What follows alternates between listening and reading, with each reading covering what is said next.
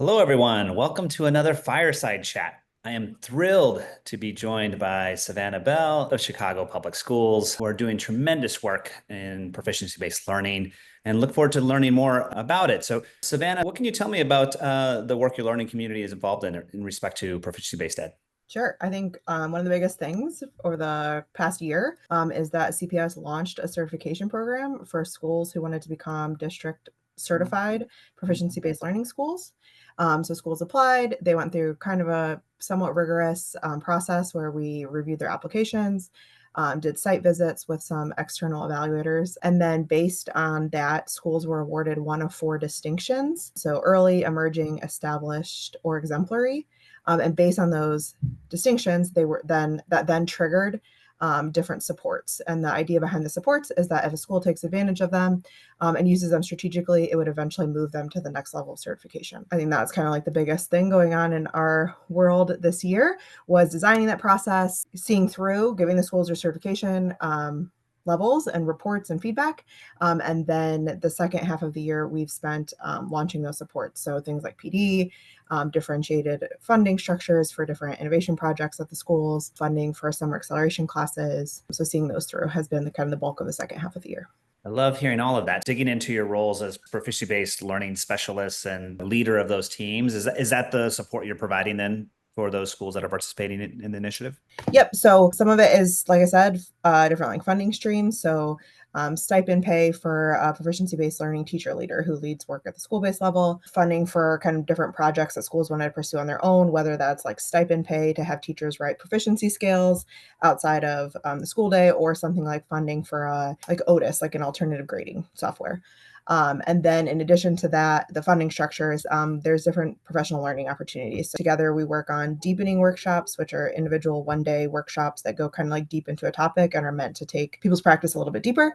And then we have a proficiency-based learning school leader PLC, and that is for our principals and those teacher leaders. I love that. I'm envious of those supports and resources you're providing. Just thinking back to my teacher and principal days, and trying to really wrestle with what could this look like in our learning community, in our context. So, real kudos to you and the team and your learning community in making that happen. At the Aurora Institute, we have been organizing the field and really trying to define what personalized and competency-based education is.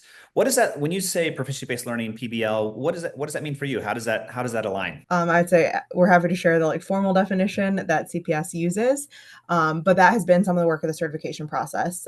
Prior to process, schools sort of had different definitions and went about implementation in different ways. So prior to certification process, we created kind of a unanimous definition and then also a framework.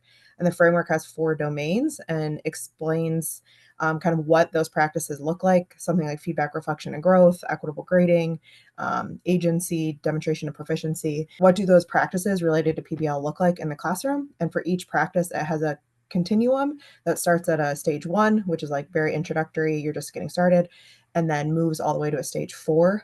So teachers can use that, and schools, school leaders, as a self-assessment tool to kind of identify here's where we are now, and then set goals on where they want to move using the indicators there. So that is kind of, I think, as a district, how we define it. We've kind of switched up the language and moved a little bit away from competency-based education and more towards proficiency-based learning, because we want schools to focus on allowing students to progress at their own pace based on the demonstration of proficiency. And we had found that kind of a big roadblock in getting to that point was that schools were getting hung up on like creating competencies. So we advocate like use the standards, use your grade level, standards, whether that's Common Core, Next Gen Science, whatever that might be, and allow students to progress at their own pace through those standards, rather than spending a bunch of time creating competencies, which was kind of holding up teachers and schools in getting to really the enriching classroom practice that helps students build agency, proficiency, things like that. Yeah, really focusing on those four priorities that you referenced. So and oftentimes those competency structures, that design work does take a significant amount of investment, but focusing on the instructional elements and the outcomes and the experiences certainly makes a ton of sense. That's a lot of progress in one year. Like, what's their plan for the upcoming school year? What's a big target that you're aiming for now? I think ultimately is just continuing to support schools to deepen their implementation, whatever that might look like. I think the biggest kind of lever there is helping school leaders see how proficiency-based learning aligns to their continuous improvement work plan, and CPS is like this 3-year cycle of goals school set. And so not setting additional PBL goals, but how can you set PBL goals that are already in line with your school goals? And leveraging those to continue to deepen and build your practice, opposed to thinking of your implementation of proficiency-based learning as like a separate thing. So helping school leaders, I think, continue to see that through line.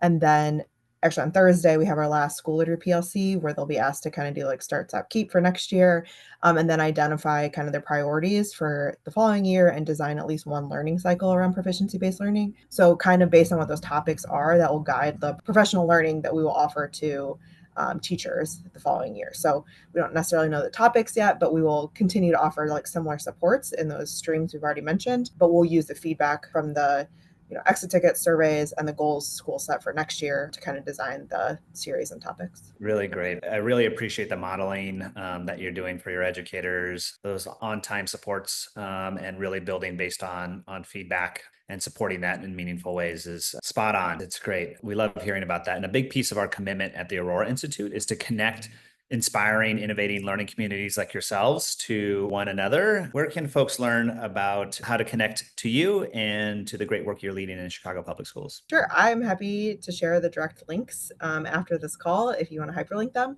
But we have a Twitter and a Instagram account that Sanjina heads up, so you can see kind of live some of the work we're doing there. There's also a way to subscribe to our quarterly newsletter if you want more kind of like intimate updates about things that are happening. And then I think lastly, we have a page through the CPS Grader website that has our emails and just like kind of like the click to more information. Savannah Bell, thank you so much for sharing your journey and supporting your educators in their service of young people. Really appreciate you. Thanks for joining us. Thank you.